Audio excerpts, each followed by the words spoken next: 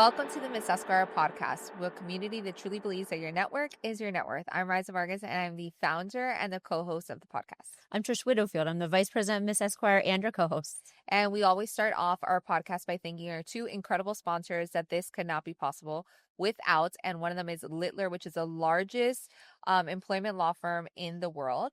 And we also have Professional Interpreting Associates, who provides interpreting and translating services across all industries. Yes, and today we have an incredible guest joining us all the way from Orlando. We're excited. We have Shannon McLin, the owner of Florida Appeals, which is a law firm in Orlando as well as South Florida. And you're also one of our sponsors. So thank you so much. Yes, we're super grateful that you made the visit from Orlando down here to be on our podcast. And we always like starting off because Miss Esquire is really a networking referral-based group, but really we're all business professionals too.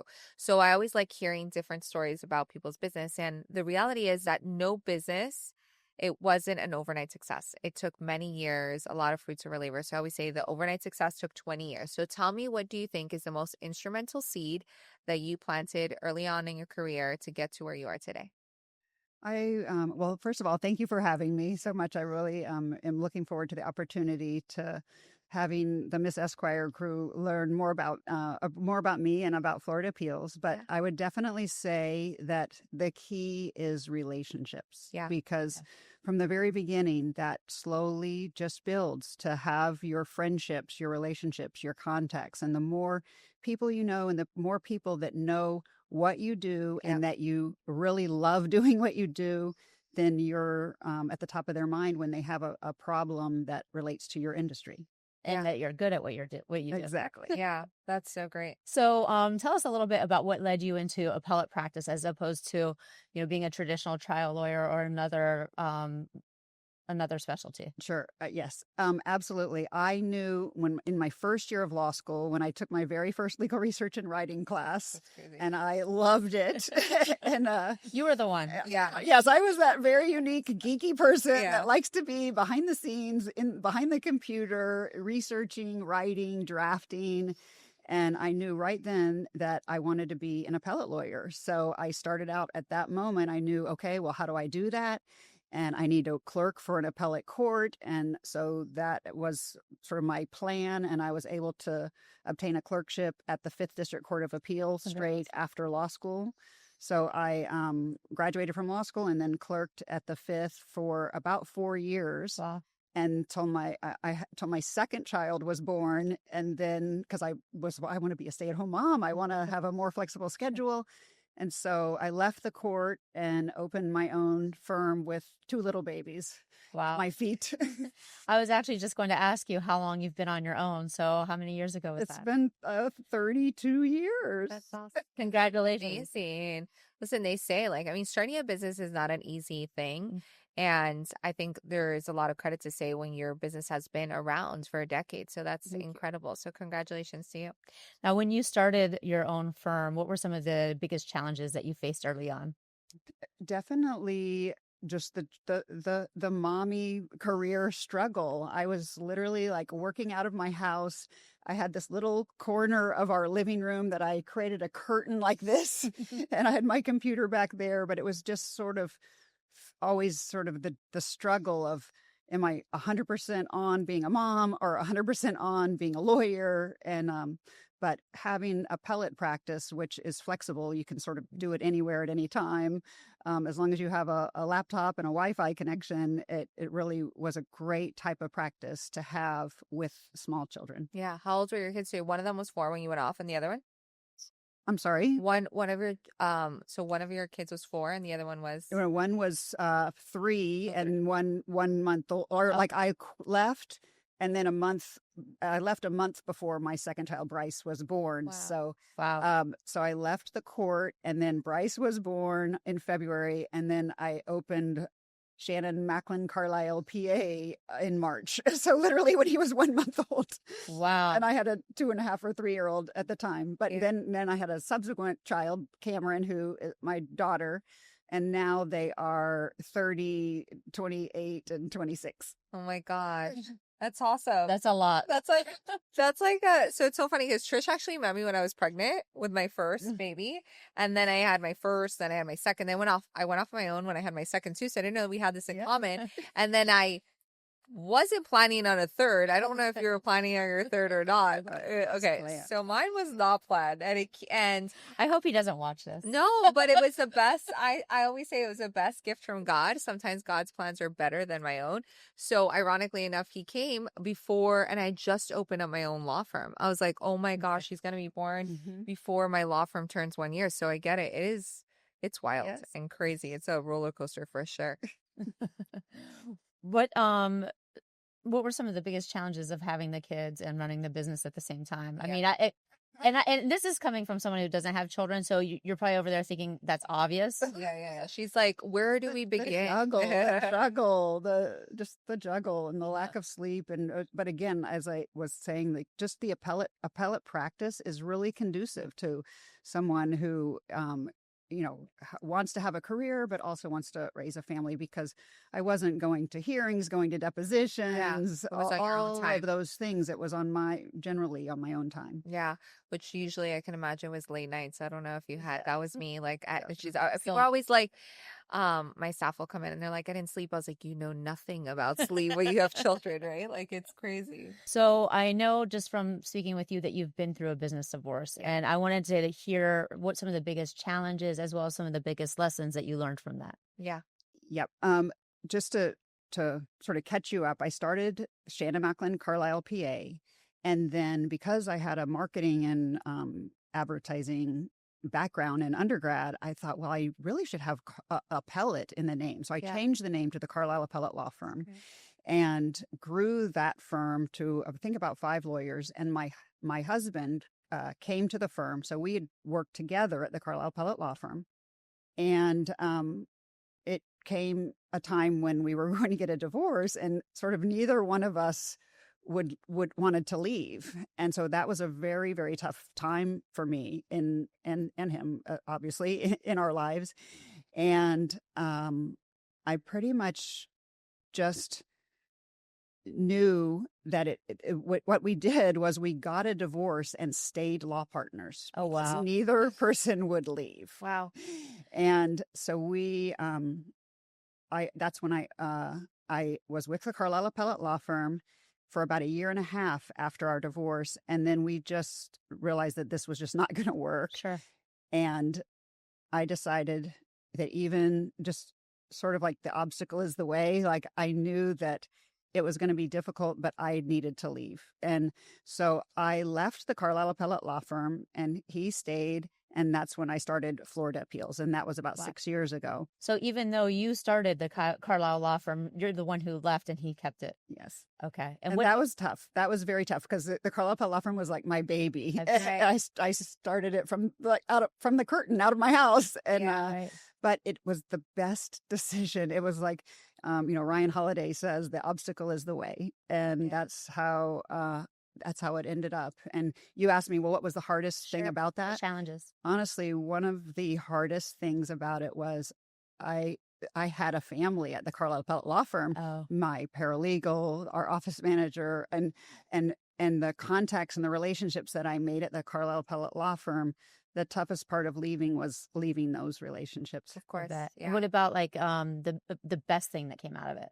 The best thing was, it was like Law Firm 2.0. I got to take everything that I learned that was amazing at the Carlisle Appellate Law Firm and start and all of the mistakes, all of the bad stuff, all of the things that say I wanted to do, but it was a 50-50. There was there was never a winning tie breaking vote in a 50-50 business. Yeah. And so I got to take everything I learned at all of that time at the Carlisle Appellate Law Firm and start from like a clean slate, start from scratch and build Florida Appeals the way that I felt like with all of that experience that I could do. So that really was the big blessing in disguise about it. Yeah. So one of the things that I think, obviously starting any business is hard. So starting over, I think is probably even harder, because how do you differentiate yourself from like, now I have a totally new identity that is the Florida Appeals. What did you do to like gain clients, tell them like, hey, I've gone on my own, like come over this, you know, like how did you start this business and make sure that it was going to be lucrative and profit? And did you start with by yourself, or you took your paralegal, or At the time, no, I did not take a anybody? paralegal, but at the time, Earl Peterson, who's a former appellate judge, he decided to stay at both firms. Oh, wow. So he was of counsel with the Carlisle Appellate Law Firm and of counsel with Florida Appeals. Yeah. And then around that time, Bill Palmer, who was also a former appellate judge, had contacted us before I was leaving, and we explained to him the situation, and he decided to come with Florida Appeals. So, so he came as well. That's awesome. And then, so tell me a little bit about what you had to do then to get that get was clients, because that's going to be, you know, obviously the most difficult thing is now you're separating yourself from an identity and you're starting all over, and you also need to make sure you're going to get business from it. So tell me a little bit about what the journey was like. I was separating myself from all of the marketing and all of the name recognition and everything that I had done to build up the Carlisle Appellate Law Firm. Well, it was sort of strategic, because what I did was, in the logo, my name was Shannon McLin Carlisle. And so the logo at Florida Appeals was Shannon McLin Carlisle at the top, Florida Appeals. And so, because I wanted people, hey, I'm over here. This is me. Yeah. And so the name was Florida Appeals, but you could see Shannon McLin Carlisle in the logo. Okay. And that was for maybe 1 or 2 years. I can't quite remember, but in any event, I decided to go back to my maiden name, McLin. And back. Mac is back, baby. And so what I did was then took the Shannon McLin Carlisle off the logo, and then did some promotions about my name is McLin, like, you know, Rory McIlroy or John McEnroe, and it's MC, capital Lin, and the Mac is back, and sort of the reasons why I decided to go back to my maiden name. I love it. Oh, we both love it. So obviously starting your new law firm, networking is probably a big component, and obviously name recognition, but getting your name out there and being in person. So how important was networking in both of your businesses, and especially starting over? Absolutely important. I'd had some people say, oh, well, if I just do good work, people will find me. No, that is not true. That is so not true. Yeah. You have got to be out there. You've got to have top of mind awareness. You have to have, you know, just your name. So then maybe 6 months from then, somebody has an appellate question, and they're like, what was that? You know, and when I was choosing the name of my new firm, I'm like, okay, we're all over Florida and we do appeals. That's perfect. Right? I actually love that. Yeah, that's perfect. And in fact, FloridaAppeals.com was taken, and it cost $10,000 to buy that domain, and it was the best $10,000 I ever spent. That's great. That's awesome. So you bought it from the very beginning of when you decided to do that name? I love it. I love it.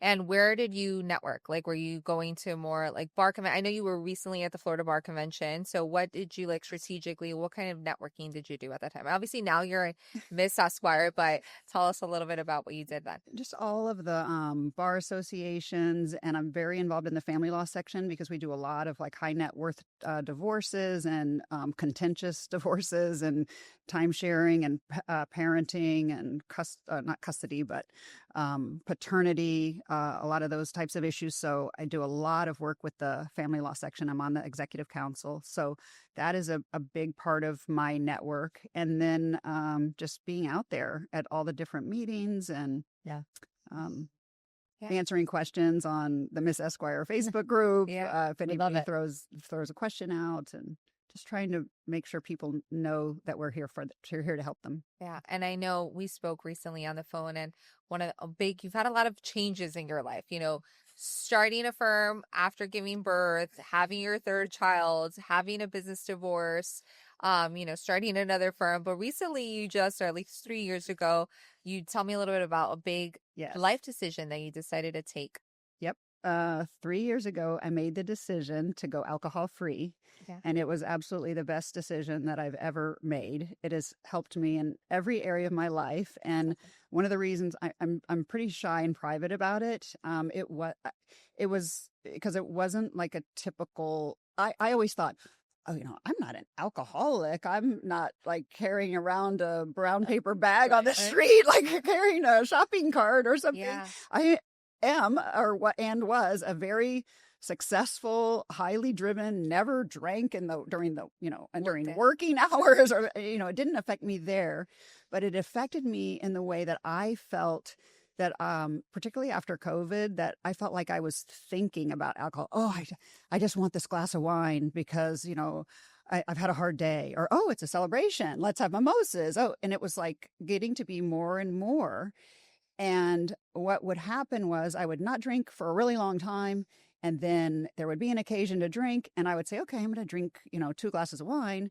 And then I drink 6 glasses of wine and wake up the next day and go, oh my God, I feel so ashamed because I'm disappointed in myself. Right. So it was really about being disappointed and not me feeling inside that I wasn't being the best person that I could be. So I just said, you know what? I need to just get rid of this completely. Mm-hmm. And I did. And because it's funny because you had said, oh, well, when did you get sober? Mm-hmm. And I was like, I just do not identify with that at all. I feel like, Nice. hey, I am alcohol free. I am free of this sort of monkey on my back. Right. And it's helped me in my relationships. It's helped me in my health. It's helped my skin.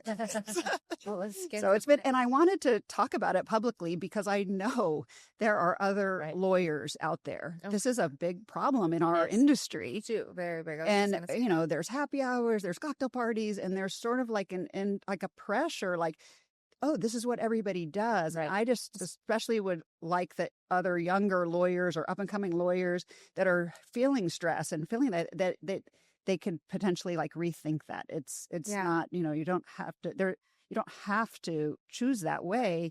And if you just, if it is a problem in your life mentally, and it in your gut, if it isn't, that's fine. Like, I'm not, worried about other people or judging them. Yeah. It's just that if you feel that it is a problem in your gut, that, I am here certainly to try to help you or guide people in any way they can. Yeah, I think it's so important that you brought that up because ironically enough, so first off, there is a huge alcohol problem. And sometimes it's not necessarily like you're an alcoholic, but there could be definitely social pressure. I actually didn't drink alcohol at all until I went to law school. Did you know this? No, I did not know that. Okay, like ever in my entire life until I went to law school. So there is something to say that I think It's definitely a culture.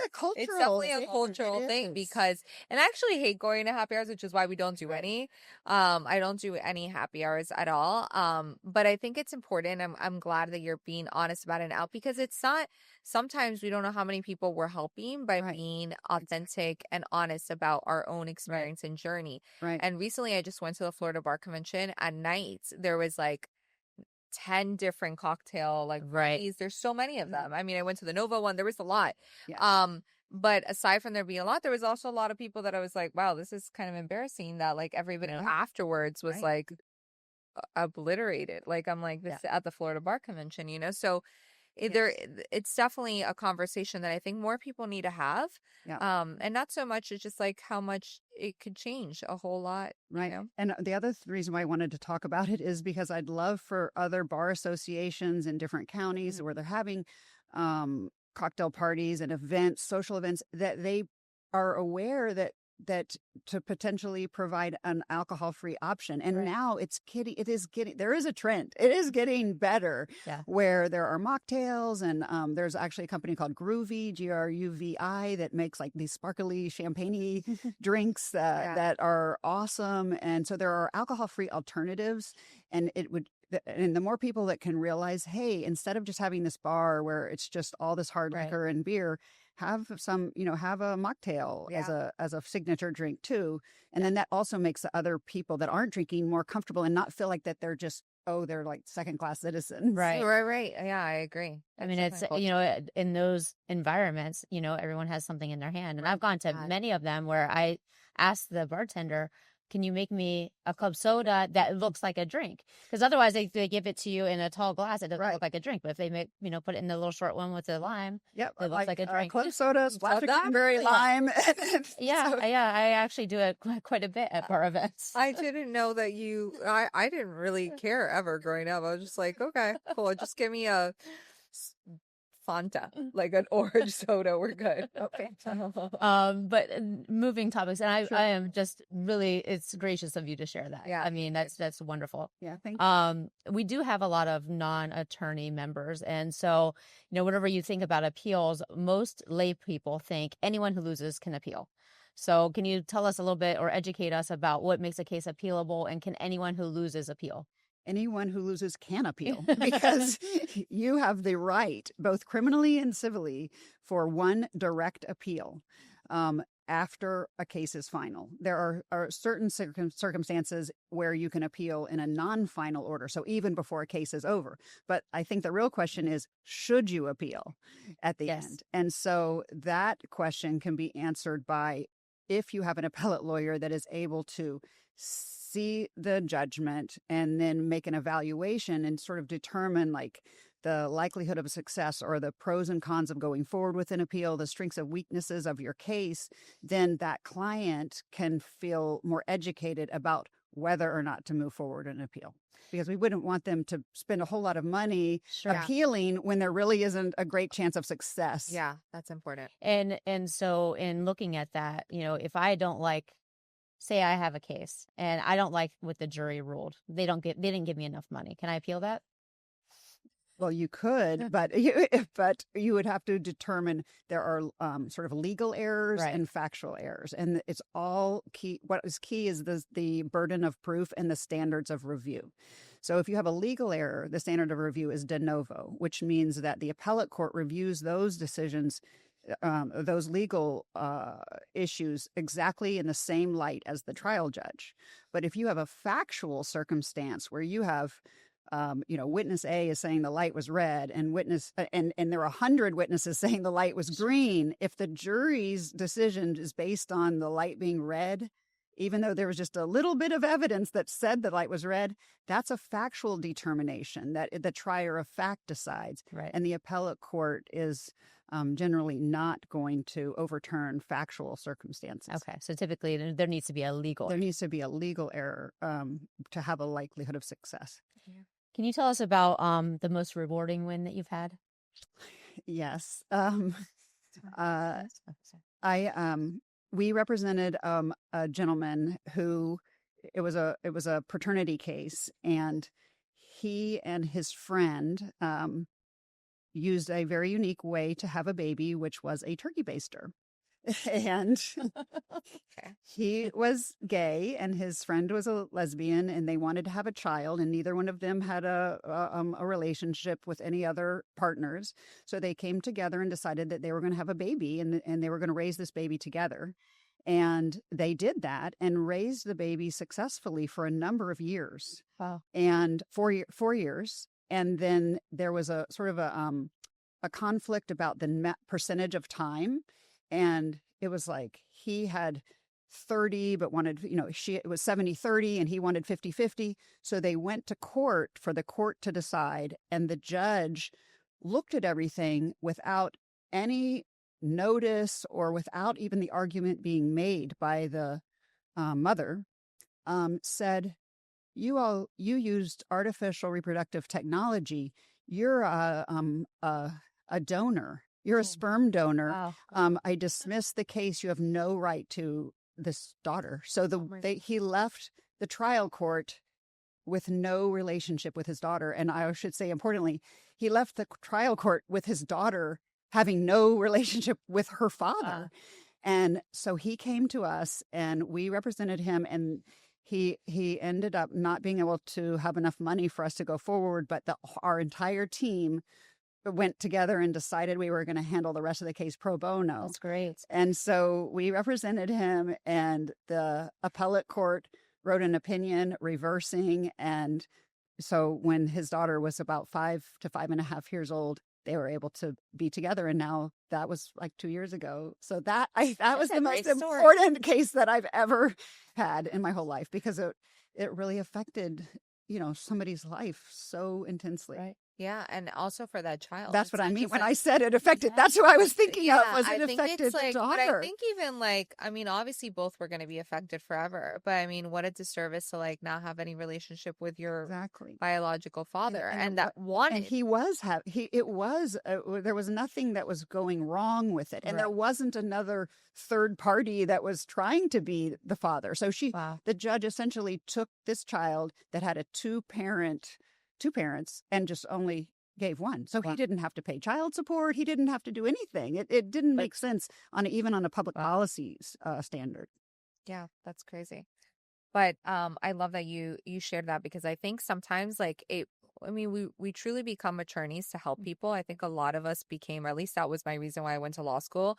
And when all of us have had cases in our life that we have either litigated or been a part of that really have impacted and shaped our career one way or another. Yeah. And to be able to see that it helps somebody in one way, I think is like makes it all worth it, right? Yeah, it was. We have a lot of cases that are like, big companies fighting over money, and those are important. But Right. but This is that one was just my favorite. Yeah, I of bet. course. What's your relationship when somebody is going to hire you for an appeal? What is your relationship with the attorney?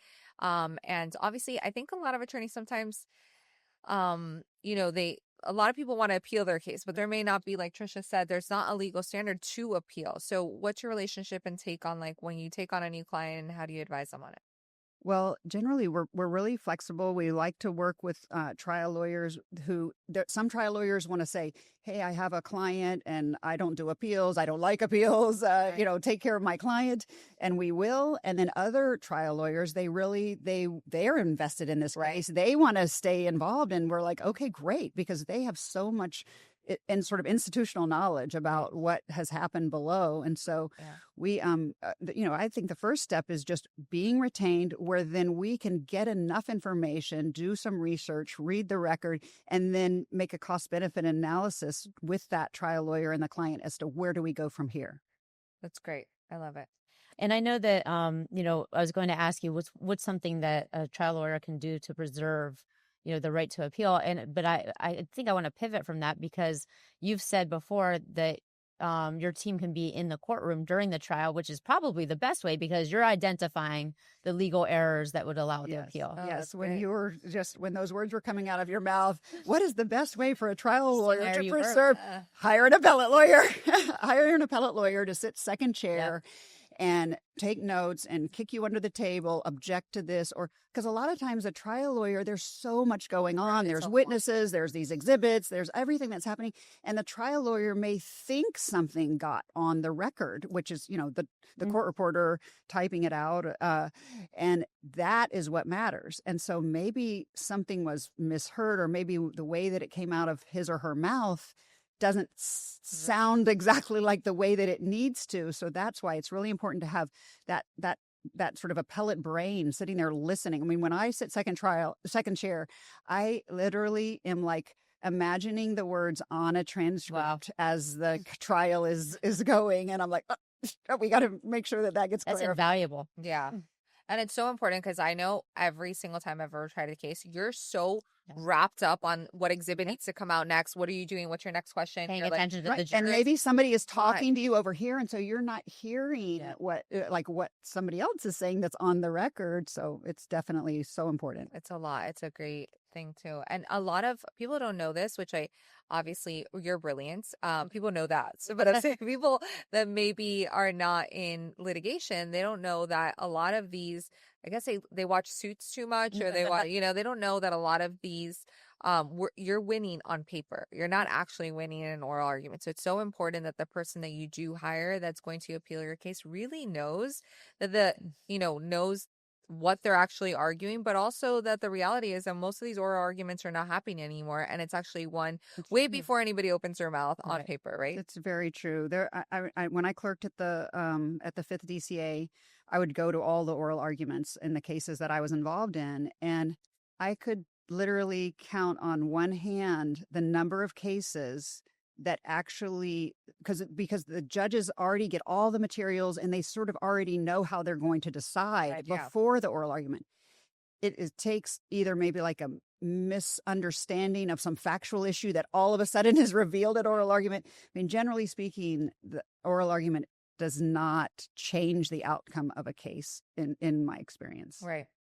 So it's on the papers is really Right. important, and on the objections that need to be contemporaneous or they're waived, the arguments are waived. So really the trial support and the brief writing, I would say, are the most important things. That's great. Now, how do you manage your clients' expectations, especially whenever they're already coming off of a loss? You just have to be a really good communicator, and you have to let them know the difference. A lot of clients don't understand the difference between the trial and the appeal. And they initially sometimes think that the appeal is like a do-over or a second chance. And it's not. It's a very different, and again, it goes back to the standard of review on appeal. So it's really communicating to that client and making sure that they understand the difference and the strengths and weaknesses of each argument. And so then you walk them through what the potential results are, and then hold their hand when things go bad and celebrate with them when things go good. Yeah. I think that it's an entirely different skill set. Appellate practice and trial law. I'm a trial lawyer. I have an appellate partner, and I'm constantly telling her, I don't know how you do your job, and she's telling me, I don't know how you do your job. Yes. So can you talk a little bit about the difference in the skill set, and especially like for you as a appellate attorney parachuting in, after the case has been decided? Yeah, it's much more difficult to come in after the case has been decided because of those waiver issues about whether was this argument preserved. Oh, we have this great argument, but did they raise it? Right. Is it right there in the transcript when this happened? Was there an objection? Did they get a ruling? Those are all things that are so important. A lot of times lawyers object and then and I'm reading in move on. That's what the judge says. I'm like, no, you need to get a ruling. You need to get a ruling, or else it's waived. But I will say, I do know that sometimes not objecting is a strategy decision that is not the fault of the trial lawyer. It's just was a better decision at that time because that trial lawyer wants the win at the trial. Right. They don't really care what happens at the appeal because we can sort of sort that out later. So I definitely know that sometimes objections aren't made purposefully. That's crazy. So let's talk a little bit about AI. I think it's like a big topic right now. I personally don't even know how to use ChatGPT. Trisha uses not legally. She uses ChatGPT for everything else. She's like ideas and topics for Zoom, not like things for legal. But AI scares me a little bit. And obviously we've seen a lot of news and headlines about attorneys using AI inappropriately for their cases. Yes. So what's your take on using AI for legal research? I know you don't do that at all, but tell me a little bit about what your take is on using AI. Well, I think that AI it's a huge time saver on things like, here's this email. Can you please help me draft it? Or here's my response to an email. Can you make it nicer? Yes. Or she uses me as her AI. I do. She's my AI. I was like, here's what I want to say. I don't sugarcoat anything, so go and do that. Yes, there are wonderful uses of AI, but legal research is not one of them at this stage in the game. And unless you are a subscriber to Westlaw or Lexis, and they're internally within that closed program, you can ask a general question, and they're utilizing. But even then, you just have to double, triple check. And it is, just 3 days ago, there was an order that I saw sanctioning a lawyer who filed an entire argument response to a complaint that just was completely filled with fake cases. That's terrible. Not the law. And I think he may end up being disbarred. It's terrible. It was so bad. And our licenses are so precious. Exactly. To save a little bit of time is not worth. It's ridiculous. But one of the things that is happening that I'm seeing in the appellate court with AI is lay people are utilizing AI, not believing that they need a lawyer, and they are filing briefs in the appellate court that are just filled with things that are not true, that sound really good. And they are grammatically correct and wonderful sentences, and they're citing these cases that don't exist. And so the legal use of AI is creating a lot of further work for the appellate court. I bet. That's crazy. So, tell everybody where they can find you. If they're an attorney that's looking for an appellate attorney, where can they find you? How can they get in touch with you? Well, we're in Florida and we do appeals. And I was like, I think we know FloridaAppeals.com. She FloridaAppeals.com. Please come visit me. Florida Appeals has LinkedIn. We're on social media. We have Facebook. My LinkedIn. Fantastic videos on YouTube. YouTube. And my Instagram is the Mac is back 29. I love it. I love that. That's great. So find us. Thank you so much for coming. Thanks so much for driving all the way from north of Orlando down to South Florida. Wouldn't miss it for the world. And thank you for letting me be part of Miss Esquire. It's just been absolutely fantastic. We're really grateful that you're a member of Orlando group. It's been an honor to have you today, and we appreciate you coming down. Thank you. We at Miss Esquire hope that you continue to grow your network and your net worth until you see us next on the next episode of Miss Esquire. Yeah, please like, comment, and subscribe. And if you want more information on how to join Miss Esquire, email us at admin@missesquire.com.